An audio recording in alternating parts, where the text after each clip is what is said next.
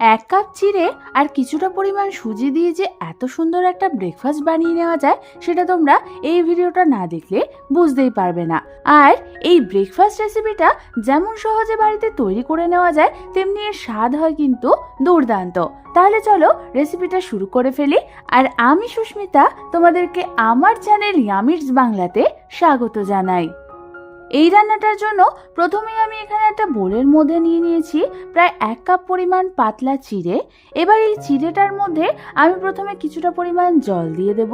তারপর এই জলটা দিয়ে আমাদের চিড়েটাকে ভালো মতো ধুয়ে নিতে হবে। এবার এই চিড়েটাকে ভালো মতো ধুয়ে নিয়ে এর নোংরা জলটাকে আমাদের ফেলে দিতে হবে। যেহেতু এটা পাতলা চিড়ে তাই তোমরা দেখো চিড়েটা ধোয়ার জন্য এটা একদমই নরম হয়ে গেছে। এবার আমি এর মধ্যে দিয়ে দেবো 1/2 কাপ পরিমাণ সুজি, 1/3 কাপ পরিমাণ টক দই, আর দিয়ে দেবো স্বাদ অনুযায়ী নুন আর কিছুটা পরিমাণ কুচনো ধনেপাতা।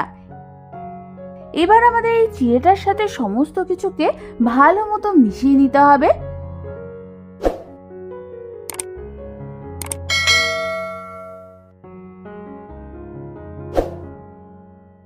তোমরা দেখো আমাদের সমস্ত কিছু কিন্তু ভালো মতো মিশানো হয়ে গেছে।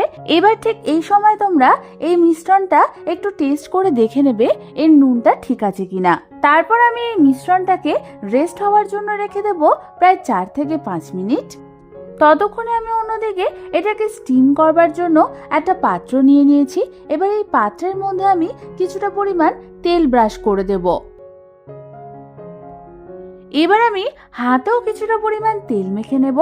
তারপর ওই বানিয়ে রাখা মিশ্রণটাকে অল্প অল্প করে নিয়ে হাতের সাহায্যে গোল করে এরকম চ্যাপ্টা করে ছোট ছোট ইডলির মতন আমাদের শেপ দিতে হবে। তোমরা দেখো আমাদের একটা শেপ দেওয়া হয়ে গেছে। এবার এটাকে ওই পাত্রের মধ্যে রেখে আমি ঠিক একই পদ্ধতিতে বাকিগুলোকেও করে নেব। আর আমি এখানে তোমাদের যে কোয়ান্টিটিটা দেখিয়েছি সেটা দিয়ে তোমাদের মোট 17 থেকে 18টা মতো এরকম ছোট ছোট সাইজের ইডলি তৈরি হয়ে যাবে।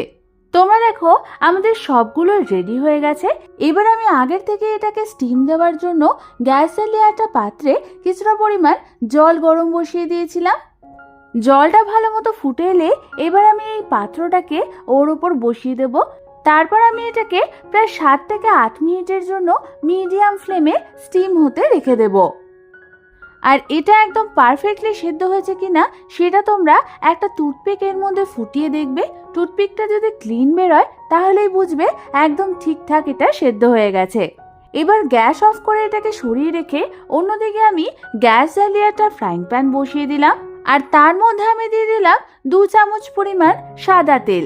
তেলটা হালকা গরম হলে আমি এর মধ্যে একে একে দিয়ে দেব 1/2 চামচ পরিমাণ গোটা জিরে, 1/2 চামচ পরিমাণ কালো সর্ষে, 1/2 চামচ পরিমাণ সাদা তিল, 1খানা শুকনো লঙ্কা, 1খানা চেরা কাঁচা লঙ্কা, কিছুটা পরিমাণ কারি পাতা, আর দিয়ে দেব 1/2 চামচ পরিমাণ কাশ্মীরি লাল লঙ্কার গুঁড়ো আর 1 টেবিল চামচ পরিমাণ সাম্বার মশলা। এবার আমাদের এই সমস্ত কিছুকে একদম লো ফ্লেমে কিছুক্ষণের জন্য হালকা হাতে একটু নাড়াচাড়া করতে হবে। হালকা হাতে একটু নাড়াচাড়া করে নিয়ে আমি এর মধ্যে দিয়ে দেবো প্রায় 1/2 চামচ পরিমাণ হিং। হিং দেওয়ার পর কয়েক সেকেন্ডের জন্য হালকা হাতে সমস্ত কিছু মিশিয়ে নিয়ে আমি এর মধ্যে দিয়ে দেবো স্বাদ অনুযায়ী নুন আর দিয়ে দেবো সেদ্ধ করে রাখা ওই ছোট ছোট ইডলির মতন বলগুলোকে।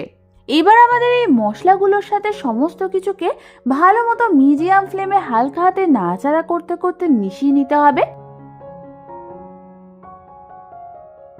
তোমরা দেখো আমাদের সমস্ত কিছু ভালো মতো মিশে গেছে।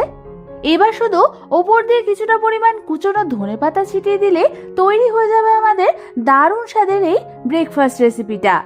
এইটা কিন্তু তোমরা বাচ্চা থেকে বড় সকলের টিফিনে ইজিলি বানিয়ে দিতে পারবে।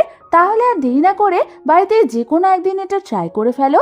আমি হলফ করে বলতে পারি তোমাদের এটা খুবই ভালো লাগবে। এই রেসিপিটা ভালো লেগে থাকলে একটা লাইক অবশ্যই করে দিও আর আমার চ্যানেলটাকে সাবস্ক্রাইব করতে কিন্তু একদম ভুলো না। আজ তাহলে এ পর্যন্তই। আমি আবার চলে আসবো তোমাদের কাছে নতুন কোনো রেসিপি নিয়ে।